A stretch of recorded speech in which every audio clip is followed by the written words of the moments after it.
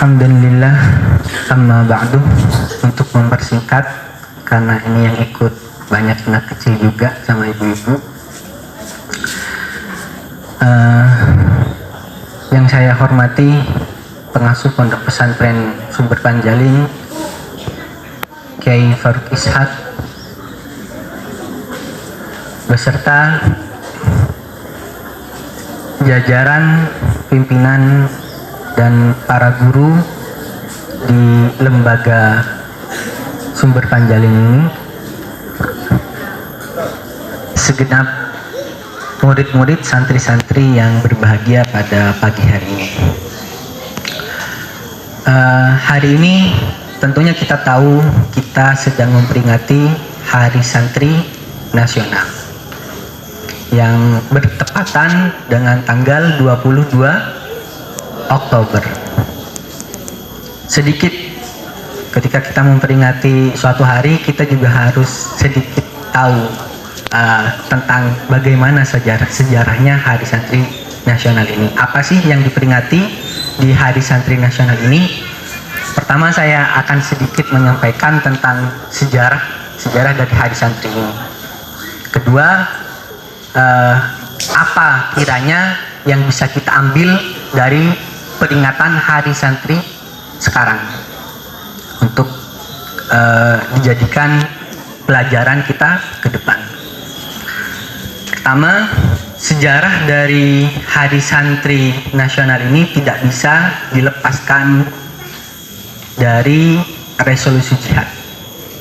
Kenapa kok bisa Hari Santri Nasional ini ditaruh tanggal 22 Oktober?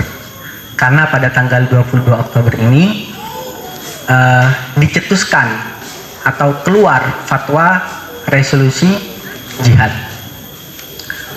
Resolusi jihad ini sebagai bukti bahwa tidak hanya para umarok, tidak hanya pemimpin negara, atau tidak hanya dari kalangan-kalangan petinggi-petinggi negara pada masa lalu yang ikut berperan, yang ikut andil dalam mempertahankan kemerdekaan Indonesia.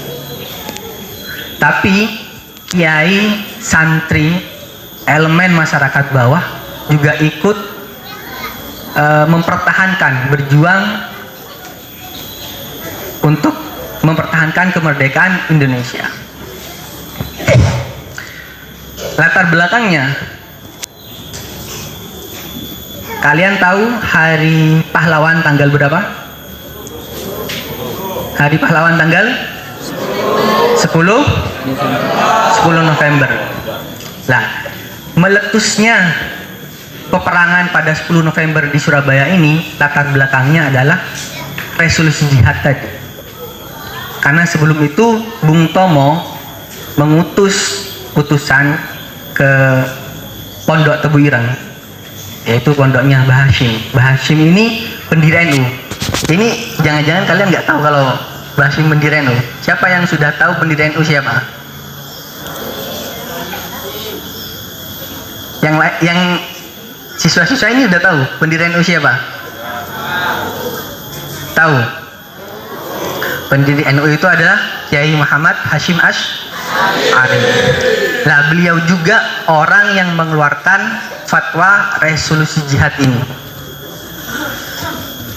Yang salah satu intinya ada fatwa, dalam fatwa resolusi jihad itu semua kaum muslim laki-laki wajib hukumnya ikut dalam peperangan 10 November dalam radius 90 km dari Surabaya.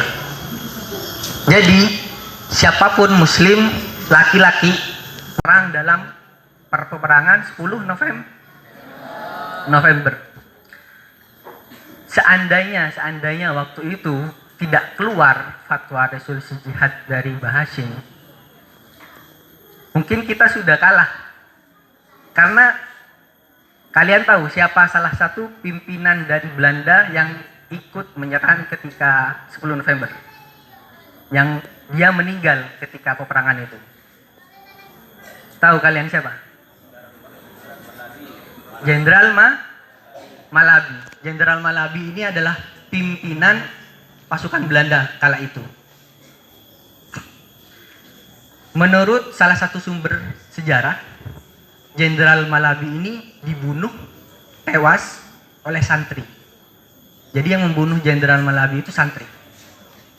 Ini menurut salah satu sumber sejarah. Dan juga kalau kalian sudah pernah nonton filmnya,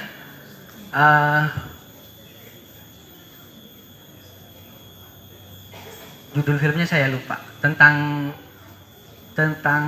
pendirian NU. Di situ juga di adegan film itu salah satu scene ketika Jenderal Malabi tewas itu karena dibunuh oleh santri. Kenapa scene itu bisa ada? Itu karena diambil dari salah satu sumber sejarah juga yang menyebutkan bahwa yang membunuh Jenderal Malabi itu adalah seorang santri. Jadi begitu teguhnya, begitu bersungguh-sungguhnya santri kiai ikut mempertahankan kemerdekaan negara kala itu. Karena Kiai Hasyim juga sadar kalau negara ini harus dipertahankan, karena kalau tidak ada negara, kita bagaimana mau bebas beribadah, mau bebas belajar, kita nggak bisa. Jadi negara ini, negara kesatuan Republik Indonesia, jadi harga mati.